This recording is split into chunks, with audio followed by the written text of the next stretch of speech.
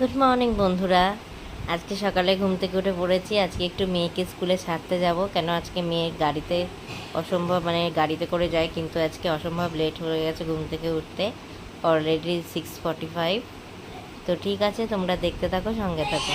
এই যে ওর বাবা চা করে দিয়েছে আর 4টে বিস্কুট দিয়ে দিয়েছে, এটা খেয়েও যাবে।